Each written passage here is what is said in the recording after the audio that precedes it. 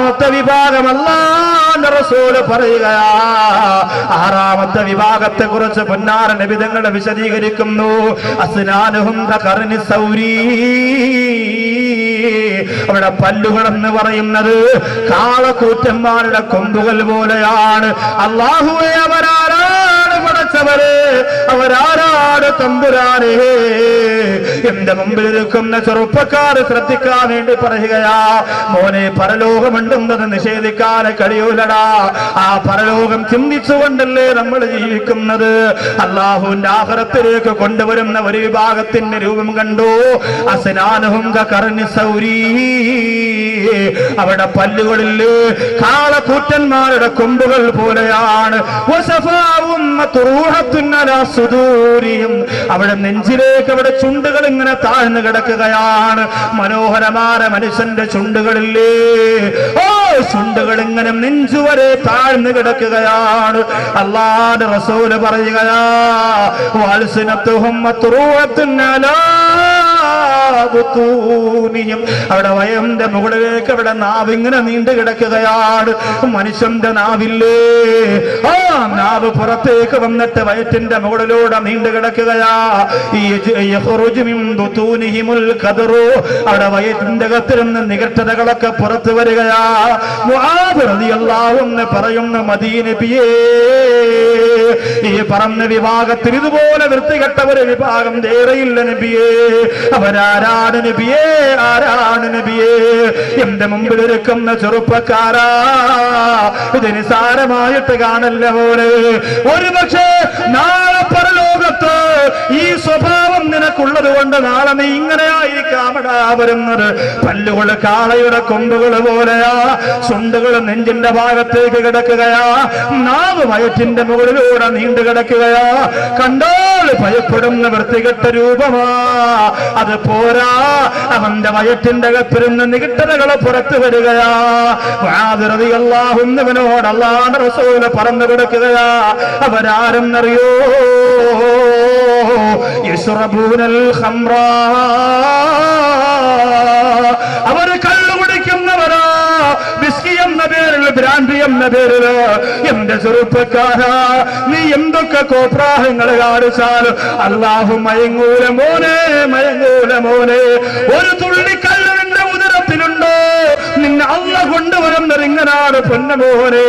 വീട് പാല് കാച്ചുണ്ടോ, കിണർ വെട്ടി വെള്ളം കാണുന്നോ, ഭാര്യ ഗർഭവതിയാണെന്നറിയുമ്പോ, ഭാര്യ പ്രസവിക്കുമ്പോ, പുതിയ വർഷം തരുമ്പോ, പുതിയ വർഷം തീരുമ്പോ അതിനൊക്കെ കുപ്പിയെടുത്തുകൊണ്ട് ആഘോഷിക്കുന്ന ചെറുപ്പക്കാരാ മോനെ, ഈ 11 വിഭാഗത്തിൽ ഏറ്റവും വൃത്തികെട്ടവൻ നീയല്ലേ പൊന്നുമോനെ. കാളയുടെ കൊമ്പുകളില്ല, ചുണ്ടുകൾ നെഞ്ചുവരെ താഴ്ന്നു കിടക്കുന്ന, നാവ് വയറിന്റെ മുകളിലൂടെ നീണ്ടു കിടക്കുന്ന ആ ഭയാനകരമായ രംഗമില്ലേ. അല്ലാഹുവേ, നിങ്ങൾ ആ വിഭാഗത്തിൽ പെടുത്തല്ല റബ്ബേ. ഗൾഫിലേക്ക് പോകുമ്പോൾ അതിന് സൗകര്യങ്ങൾ ഉണ്ടാവും ചില ചെറുപ്പക്കാർക്ക്. തിരിച്ചു വരുമ്പോൾ ഡ്യൂട്ടി ഫ്രീയിൽ നിന്നും ആ സാധനം വാങ്ങാതെ നാട്ടിൽ വന്നാൽ കൂട്ടുകാർ നിന്നെ അംഗീകരിക്കില്ല. എത്രയോ പേരുണ്ട് അതൊരു രസമായി കൊണ്ട് നടക്കുന്നവരുണ്ട്. ഈ സമുദായത്തിനത് വേണ്ട എന്ന് അല്ലാഹുവിന്റെ റസൂൽ പറഞ്ഞെങ്കിൽ എനിക്കത് വേണ്ട എന്ന് പറയാനുള്ള ഈമാനികമായ ചങ്കൂറ്റം നിനക്കുണ്ടാകുന്നത് വരെ നിന്റെ ഇബാദത്തുകളൊന്നും റബ്ബിന് വേണ്ട. ചില കാര്യങ്ങളിൽ മാത്രം റബ്ബ്, ചില കാര്യങ്ങളിൽ വേണ്ട എന്ന് തീരുമാനിച്ച് മാറി നിൽക്കാൻ സാധ്യമല്ല. അള്ളാഹു കാത്തിരക്ഷിക്കുമാറാകട്ടെ. 6ാമത്തെ വിഭാഗം അതാണ്. 7ാമത്തെ വിഭാഗം അല്ലാഹുവിന്റെ റസൂൽ പറയുകയാണ്, യജ്രി മിൻ അഫ്വാഹിഹിമുൽ ഖൈഹൂ, വായ്ക്കകത്തിരുന്ന ചീഞ്ചലങ്ങൾ പൊട്ടി വീഴുകയാണ്. ദുർഗന്ധമുള്ള ചലങ്ങൾ വായ്ക്കകത്തിരുന്ന് വരികയാ. അവരാരെന്നറിയുമോ? യുംനഊന ഷഹാദ, അവര് സത്യത്തെ തടഞ്ഞു പോയവരാണ്. സത്യത്തെ ഒരിക്കലും അവർ അംഗീകരിക്കൂല. എത്ര സ്വഹീഹായ ഹദീസ് പറഞ്ഞാലും അവർ അംഗീകരിക്കൂല. അവര് പിടിച്ച പുളിങ്കുമ്പിന് 100 കൊമ്പാണെന്ന് പറഞ്ഞ് ബലമുള്ളതാണെന്ന് പറഞ്ഞ് എന്റെ പ്രിയമുള്ളവര് ആ സത്യത്തിനെതിരെ പ്രവർത്തിക്കുന്നവരാണ്.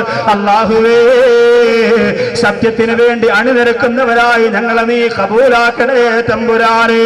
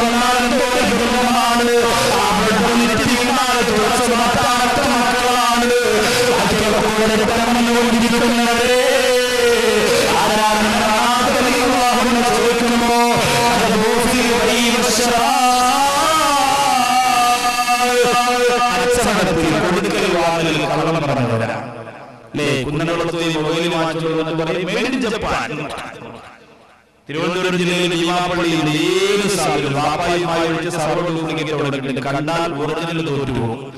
നോക്കി ഇറക്കാത്ത സെറ്റ് വരെ നോക്കിയുടെ എംബ്ലം വെച്ച് കയ്യൊക്കെ കൊടുക്കും, ഓണാക്കം കയ്യൊക്കെ കൊടുക്കുന്ന രീതിയിൽ ഭീമാപ്പള്ളിയാണ് ചിലപ്പോൾ അസലാമലേക്കുന്ന വിലയിലാണ്. പക്ഷെ അവർ തരുമ്പോ ഒരു കാര്യം പറയാം, എല്ലാം കിട്ടും, ഇസ്ത്രീയൊക്കെ കിട്ടും. തരുമ്പോ ഒരു കാര്യം പറയാം, നല്ല ഇസ്ത്രീയാണ് ഉസ്താദിന്റെ ഭാഗ്യം പോലെ. ചിലപ്പോൾ ഡബിൾ മുണ്ട് തേച്ചുകൊണ്ടിരിക്കുമ്പോൾ മുഴുവൻ മുണ്ട് ചിലപ്പോൾ അകത്ത് കയറി പോകും. അങ്ങനെ ചില സ്ത്രീ അങ്ങനെ ചിലപ്പോൾ തേച്ചാലും തീരില്ല, മുണ്ട് വളർന്നുകൊണ്ടിരിക്കും. ചിലതങ്ങനെയാണ്. അപ്പൊ ഇത് നമ്മളിപ്പോ ഒരു സാധനം കൊടുക്കാം, ഇത് ചിലപ്പോൾ കുറഞ്ഞതായിരിക്കും കൂടിയതായിരിക്കും. പക്ഷെ ഞാൻ ഇത്ര രൂപയ്ക്ക് തരും, അത് കച്ചവടം ഓക്കെ. ഞാൻ ഇത്ര രൂപയ്ക്ക് ഇത് തരുള്ളൂ എന്ന് പറഞ്ഞ് കച്ചവടം ചെയ്ത് നോക്കി. അല്ലാതെ സഹോദരിമാർ ചിലപ്പോൾ പറയും, അള്ളാഹു ഈ വാച്ച് ദുബായിൽ നിന്ന് കൊണ്ടുവന്നിട്ട് നീ തന്നെ കെട്ടണമെന്നും പറഞ്ഞ് എൻ്റെ ഇക്ക കൊണ്ട് തന്നതാ, ഇവിടെ കൊണ്ടുവന്ന പെട്ടിയിൽ ആരും കാണാതെ കിടന്നതാ, വെട്ടാറായി എടുത്ത് വെട്ടി വെച്ച്. എന്നാലും എൻ്റെ ഇക്കനോട് പറഞ്ഞ് നീ തന്നെ കെട്ടണമെന്നാണ്. അതുകൊണ്ട് ഇപ്പോൾ ഒരു സാമ്പത്തിക ആവശ്യം വന്നപ്പോൾ ഒരു 10,000 രൂപ വരും വില, എന്നാലും കുഴപ്പമില്ല, എൻ്റെ റംലാക്ക് വേണ്ടിയിട്ടില്ല, 9,000 രൂപ തന്നാൽ മതി.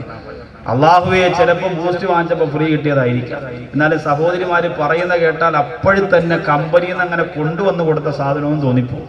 ആ രീതിയിലുള്ളതാ ഇത് അള്ളാഹുവിന്റെ പടപ്പുകളോട് നിങ്ങൾ കാണിക്കുന്ന അക്രമമാണ്. അള്ളാഹു പൊറുക്കില്ല. അള്ളാഹുവിനോട് ചെയ്തത് എന്തൊക്കെ അള്ള പൊറുത്താലും പടപ്പുകളോട് ചെയ്തത് അള്ളാഹു പൊറുക്കുകയില്ല. പൊന്നാര നബിതങ്ങൾ പറയുന്നു, അതേ എട്ടാമതായവരെ കൊണ്ടുവരുന്നത് കച്ചവടത്തിൽ കൃത്രിമം കാണിക്കുന്നവരാണ്. കച്ചവടത്തിന് ത്രാസ് വെച്ചിരിക്കുന്ന കച്ചവടക്കാരാ.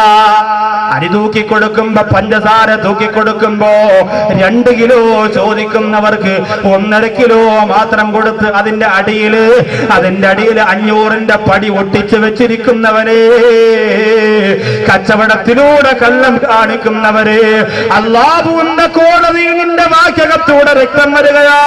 എന്തുകൊണ്ടാ? മറ്റുള്ളവരെ നീ പറഞ്ഞു പറ്റിച്ചത് കൊണ്ടാ. റളിയല്ലാഹു തആല പറയുകയാണ്, നബിയേ 9ാമത്തെ വിഭാഗമാരാ റസൂലേ, ആരാ റസൂലേ? അല്ലാഹുവിന്റെ ഹബീബ് പറഞ്ഞു കൊടുക്കുന്നു, ഖദിന്ദുഫിയോവഹും അംഗനു റായത്തൻ മിനൽ ജീഫാ. ശവത്തെക്കാരും ദുർഗന്ധമുള്ളവരായിട്ട് ചീഞ്ഞളിഞ്ഞു കിടക്കുന്ന മൃഗത്തിന്റെ ശവത്തെക്കാൾ ദുർഗന്ധമുള്ളവരായി കബറിന്റെ അകത്തിരുന്ന് വരികയാ. മുആദ് റളിയല്ലാഹു അൻഹു കരഞ്ഞുകൊണ്ട് പറയുകയാ, ആരാണ് നബിയേ? എന്തോരു ദുർഗന്ധമാണ്, ജനങ്ങളൊക്കെ ഓടിപ്പോവുകയാണ്. അല്ലാഹുവിന്റെ റസൂൽ പറഞ്ഞു കൊടുക്കുന്നു, യക്തബൂനൽ മാസി ഖൗഫൻ മിനന്നാസ്. ജനങ്ങളെ പേടിച്ച് തെറ്റ് ചെയ്യാത്തവനാ. കണ്ടോ, ജനങ്ങളെ പേടിച്ച് തെറ്റ് ചെയ്യാത്തവൻ. അള്ളാഹയെ പേടിച്ചിട്ടല്ല, അവിടെ ആള് നിൽക്കണം, അതുകൊണ്ട് ഇങ്ങോട്ട് മാറിയെന്ന് കുടിക്കാം. വാപ്പ വരെയാണ്, മാറിയെന്ന് കുടിക്കാം അല്ലേ? അവിടെ സംസാരിച്ച കഴിയില്ല, വൈഫ് കേൾക്കും, അതുകൊണ്ട് ഞാൻ പുറത്തേക്ക് ഇറങ്ങിയിട്ട് സംസാരിക്കാം. ചിലരുടെ മൊബൈൽ ഇങ്ങനെ അടിച്ചിട്ടിരിക്കുമല്ലോ അല്ലേ? മുനീറ ബീവി വിളിക്കുമ്പോൾ മൊബൈൽ അടിച്ചിട്ടിരിക്കും മുനീർ മുസ്ലിയാർ, വൈഫ് അറിയാതിരിക്കാൻ. ഷുക്കൂർ വിളിക്കുമ്പോൾ, ഷുക്കൂറ ബീവി വിളിക്കുമ്പോൾ അടിച്ചിട്ടിരിക്കും ഷുക്കൂറുദ്ദീൻ, ബ്രാക്കറ്റിൽ MA MBBS എന്നൊക്കെ അടിച്ചിട്ടിരിക്കും, അറിയാൻ വേണ്ടിയിട്ട് ഏത് സ്ഥലത്തുള്ളതെന്നറിയാൻ വേണ്ടി. അപ്പൊ വൈഫ് ഇങ്ങനെ എടുത്തുള്ള ഇക്കാ ഒരു കോള് വരായത് മുനീർ മുസ്ലിയാരാ. അല്ലോ എടുക്കല്ലേ, കുഴപ്പം പിടിച്ച മുസ്ലിയാരാ എന്ന് പറഞ്ഞാൽ ഈ കോള് ഭാര്യ എടുക്കുകയാണെങ്കിൽ അതോടുകൂടി അവന്റെ കാര്യം ഹത്തം പോകുകയാ. ഇത് സഹോദരിമാരും മോശമൊന്നുമല്ല. അള്ളാഹു അവരടിച്ചിരുന്ന പേരൊന്നും ഞാൻ പറയണില്ല. അപ്പൊ ഇതൊക്കെ ആരും അറിയാതെ അല്ലേ, ഭർത്താവിനെ പറ്റിച്ച്, ഭാര്യയെ പറ്റിച്ച്, മറ്റുള്ളവരറിയാതെ ജീവിതത്തിന്റെ സുഖവും സന്തോഷവും മാത്രം തിന്ന് രസിച്ച് കുടിച്ച് ജീവിക്കുന്ന ഒരവസ്ഥ